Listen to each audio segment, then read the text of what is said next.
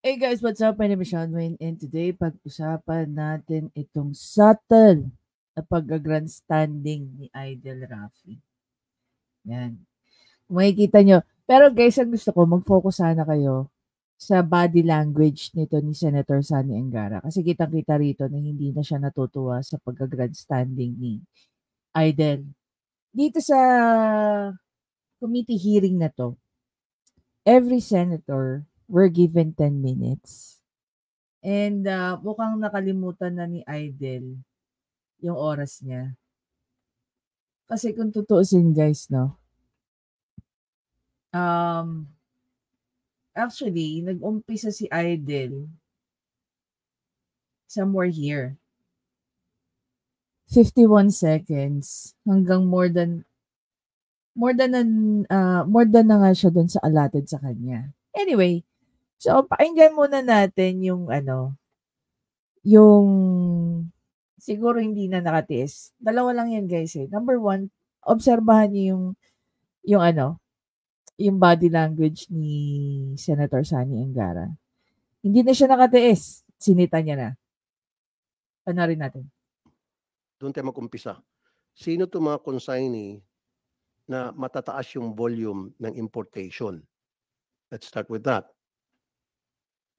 Tingnan mo yung dalawang senator. Si Senator Gatchalian here, tsaka si Senator JV. Nagsiselfone na lang.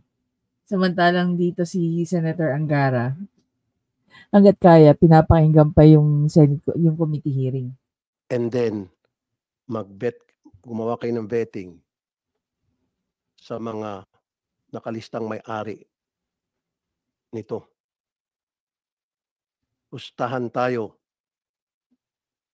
Kunyari magsasabit ka sa akin ng 500, baka 999, mababasura ninyo. Ayan guys, tingnan nyo. Nagrarab na ng face itong si Senator Sani Angara. Nakita mo, halata mo nang naiinis na eh. Promise you that. Ayan. Tingnan mo yung itsura ng mukha niya. Kung talagang you'll do it diligently. And then, siyempre, pag bura natin, 99% ng mga consignee na nakita nyo, questionable. Alas maghilid na dyan si Senator Sani Angara eh. Kisa accomplishment sa inyo yun. Ayan. Matutuwa yung presidente, matutuwa ang taong bayan. Baka mamaya ikaw na maging commissioner. O, di ba, sir? Nagsismirk na lang si Senator Angara. Thank you, sir. Halatang hindi niya na naupos na yung pasensya niya dito kay Idol. Now, ayan. Tulfo, please wrap up. Actually, you've consumed 16 minutes. Yun lang po. Wrap up. We allot 10 minutes, but because you were on a roll, we let you go. Thank you, sir. Yeah. Thank you. Yan lang po, Mr. Chair. No, you can have a second round if you wish. Okay, but sige. Just to be fair to our colleagues, yes, sir. I hope you don't mind. I don't mind. So, DepCom, di ba talaga tumigil? Sinabihan na to wrap. Salamat sa mga pagsagot mo sa akin. And yung itsura niya.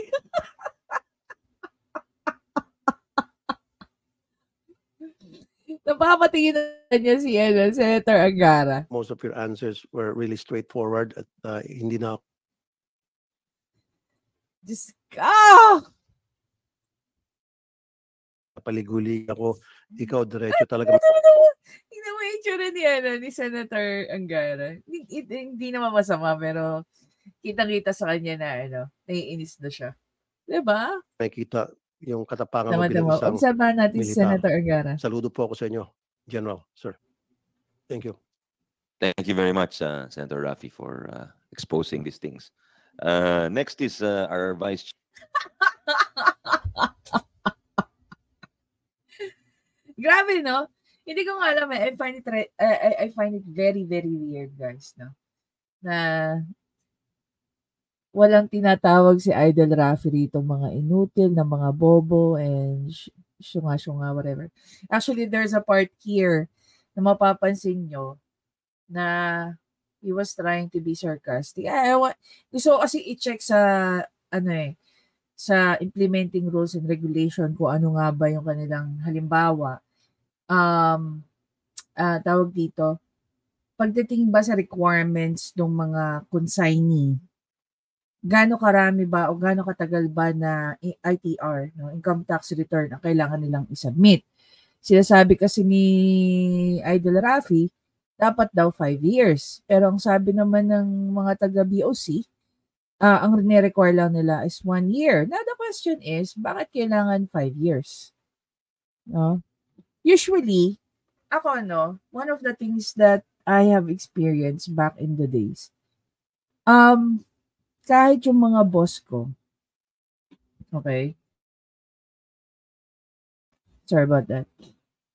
Kahit yung mga boss ko, pagka ang kausap nila is about investment and all that stuff, kung kami naghahanap ng investor, ipe-present namin 3 to 5 years of our FS, financial statement, together with whatever taxes that we have paid over the past 5 years. Doon kasi makikita ng isang investor if okay ba mag-invest dito sa company na to? Are we diligent in paying our taxes? No? Kasi before naman guys, wala man income tax or corporate tax, wala pa yung VAT noong panahon na yon.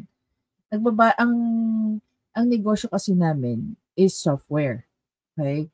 However, in line doon sa business namin, meron kaming, of course, mga hardware na ini-import namin ng ibang country. No? So, ayun, nagbabayad kami ng custom tax. Yan, may custom tax, guys. So, yun yung mga bagay na tinitingnan, of course, ng mga investors. Kung kami ba ay diligent sa pagbabayad ng mga fees that is required by the government. Okay? So, dito naman, I really don't think na, as a consignee, bakit kailangan mo magpasa ng 5 years? Para anong gusto mo ipakita? That you're paying taxes? Diba? I don't know. Alam mo, sa totoo lang, when it comes to corporate taxes, hindi ako ganun ka 100%. May mga doubts ako sa laman ng isang financial statement. No? Napakadaling doktorin yan, guys. Sa totoo lang. Kaya tingnan mo yung mga taga-BIR, talagang kumakahabol. Alam mo, ang tamang nagbabayad lang ng taxes, yung mga nagtatrabaho as employee. Excuse me. Ayan. Yung ulan ngayon, very unpredictable. Uulan, iinit, uulan, iinit. Anyway, so yun nga, no? Dito napansin na ni Senator Sani Angara na hindi man super grandstanding si Idol, pero naging subtle ang kanyang pagka-grandstanding. All throughout, imagine mo, for the last 16 minutes na sinasabi ni Senator Angara, I think he is just being modest for saying that Idol Rafi only consumed 16 minutes, but we know that it was more than 16 minutes. 16 minutes rather. And yeah, excuse me. Ang nakakatawang part lang din dito, which is basically later on we're going to talk about that, is mas pinangungunahan niya pa yung mga taong nasa loob. He say things as if alam na alam niya how yung pag-aano sa BOC is operating, yung mga ganyan. Excuse me, and then he was making some suggestions that I don't even know kung alam niya ba kung ano yung result ng kanyang mga sinasuggest. Kasi ganito lang yan, guys, Kung meron nga naman existing problem, isasuggest ka ng solution. And who are the people who knows a better solution to that problem? Kung di ba yung mga taong tagaloob? Not someone from the outside. We don't even know how accurate kung ano yung mga binibigay sa kanyang infos, di ba? Ayun lang, parang doon lang napatagal yung pagsasalita niya. Tatanong siya, sermon siya, tatanong siya, sermon siya, tatanong siya, sermon siya. Diba? Hindi gaya ng ibang senador, guys. In 10 minutes talaga minamaximize nila kung ano yung gusto nilang sabihin. More on nagtatanong sila because they know exactly na mas maalam yung mga tao sa loob. Diba? Nagtatanong sila ano yung mga issues, how were they able to resolve those issues, and so on and so forth. Pero dito si Idol kasi, gaya na sinabi ko, napaka-subtle ng kanyang pagka-grandstanding. To the point na he was consuming yung oras pati ng ibang tao. Diba? Anyway guys, I don't know kung napansin niyo pero tawang-tawa ako sa body language dito ni Senator Sani Angara. Pangit ba yun or what? Actually, para sa akin, naging napaka-professional pa niya. Kasi kahit pa paano, no, medyo subtle din yung pamamahiya niya rito kay Idol. For saying na, in respect nga doon sa mga oras ng kapwa niya senador. Medyo nabebenga na siya. Siguro nararamdaman na dapat dito ni Idol Rafi na malapit na maubos ang pasensya ng mga kasama niyang senador sa kanya. Parang parami na ng parami sila na hindi nagugustuhan ng mga pag-grandstanding niya. No, whether sa mga Senate hearing, committee hearing, or even sa mga interpellation nila patungkol sa mga bills na kailangan nilang ipasa as a law. Anyway guys, again, maraming salamat sa panonood. Please don't forget to subscribe, like, and comment. I-share nyo na rin yung thoughts nyo about dito. Natawa rin ba kayo gaya ko? Napansin nyo rin ba from the very start na meron ng konting inis dito sa body language ni Senator Sani Angara? Kung kayo nga ba si Senator Sani Angara, anong pinaka-the best nyong gagawin? Susupply nyo ba si Idol? Paano nyo siya i-address? At paano nyo sasabihin kay Idol na sana ito na yung huli na hindi mo re-respetuhin ng oras ng ibang tao dito sa Senate hearing na to. Thank you very much guys and I'll see you in the next video.